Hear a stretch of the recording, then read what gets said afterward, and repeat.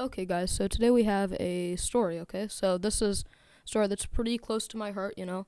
This was like one of my best things that I've ever done in elementary school. This is well, yeah, the best thing I've ever done in elementary school is what I'm about to tell you guys. This was not related to academics at all, which is why it was so fun, but that's my watch, don't worry about it. But yeah, let's get into it. Okay, so I don't know about you guys, but when I was in elementary school, at least, Pokemon cards, that they were like the black market. Like the teachers hated them because kids would trade them and get ripped off, but everyone loved them. So apparently, my second grade teacher, it got to a point where she just hated them in her classroom during indoor recess. Because I don't live somewhere that it's like perfect weather all the time, and sometimes it rains or it's too cold and we can't go outside, so we have to do an indoor recess. Basically, if that happened, everyone would bust out all these Pokemon cards and start trading them, right? Now, the only problem is that, I don't know about you guys, but second graders are literally the stupidest things in the world, right? They're not like cute first graders, and they're not like actually mature. So it's just a bad combination. Okay, so if you're a second grader that's watching this, I'm sorry. It's true. You'll realize it in a couple of years.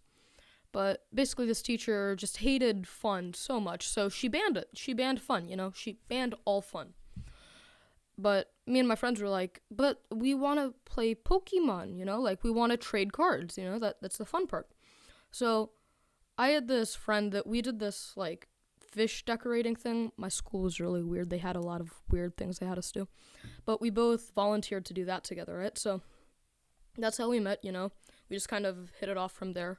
And now, I was like, oh, she banned Pokemon cards. That sucks. What are we going to do about it? We can't do anything.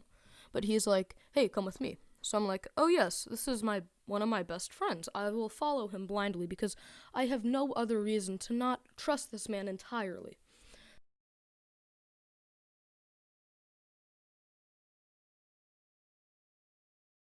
He goes, hey, can we go to the third grade classroom to play with them, right? He doesn't say play Pokemon. He just says to basically just to go there, because it's so fun to go to the older kids' classroom. So she's like, fine. Okay, so he brings me outside. He goes to his locker. He grabs this like box of Pokemon cards. He walks over, a door over, and then we just start trading with all the third graders. And like my other friend, who will be remaining nameless, he also enjoyed in the partaking of the epic Pokemon card scandal thing. So we would just go over to the third grade classroom and chill with the older kids. I personally thought half of them were the weirdest people in existence, but the other half were like amazing people. I think that's just with every older kid and younger kid. Like, I went to a very small school, right? Like an elementary school that had 300 kids in it. That's pretty small as far as schools go, but I mean, you didn't really know anyone besides the people in your grade, so like half the people, no, more than half the people in the school you don't know. So I'm sitting here with these older kids that I have no idea who they are, right? I actually got to know a couple of them, but not really, because we only went over there like half an hour a week, maybe.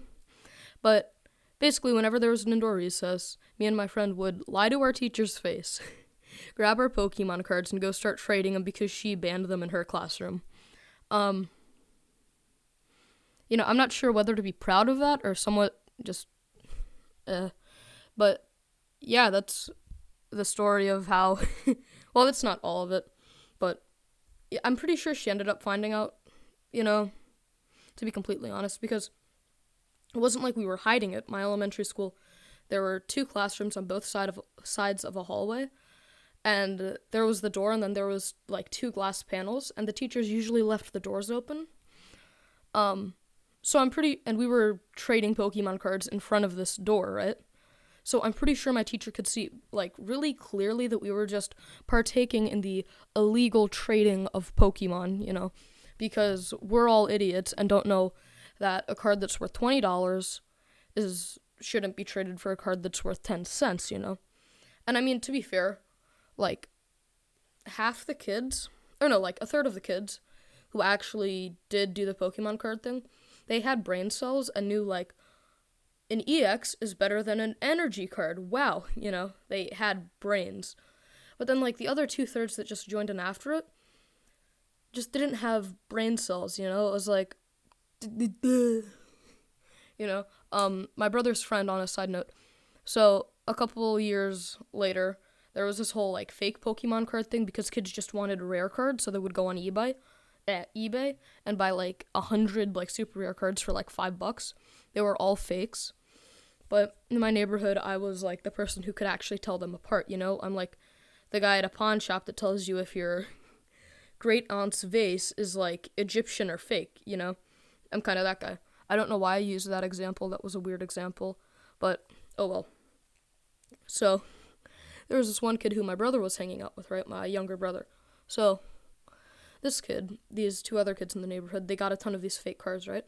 So, they traded this kid, like, a ton of their fake cards, like, a solid stack of rare cards, for just, like, all of his Pokemon cards, and this kid accepted it.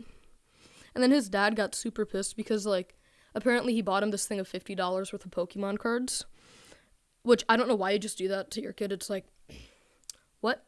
Just get him, like, a $20 tin or something, I'll picture on the screen of it now. Like, you're like, $20, you get a somewhat rare card, and then 4 booster packs, great deal. But no, this kid's dad had got him, like, a $50 thing, which is outrageous to get your second or third grader, I think. But basically, my friend ended up trading him all these fake cards for some decent real cards. And basically, for the rest of the school year, I was like, yeah, we'll talk to him after, because we ride the same bus. And for some reason, I thought that if he told his dad, I would get in trouble. Which is just a weird thing to think, because I wasn't affiliated with it at all. I was just kind of there. Well, not necessarily, I didn't say anything about it, let's put it that way. But, so, this kid, I was like, yeah, we'll talk to him after school. And then I just walked back to my house, because we lived on, like, separate sides of the neighborhood. But, yeah. And then, in 3rd grade, my school ended up cracking down on Pokemon cards, which I feel like if you should just send home a flyer saying, I allow my son or daughter to participate in Pokemon cards or whatever, and I accept that if they lose them or trade them for an awful trade, it's not the school's fault. Go away, basically. I feel like that would just be such a better way to handle it. That way the kids can still play the game, and the school's not liable for a kid who loses $50 worth of Pokemon cards because he's an idiot, because he's a 3rd grader. Or no, 2nd grader, my bad, 2nd grader.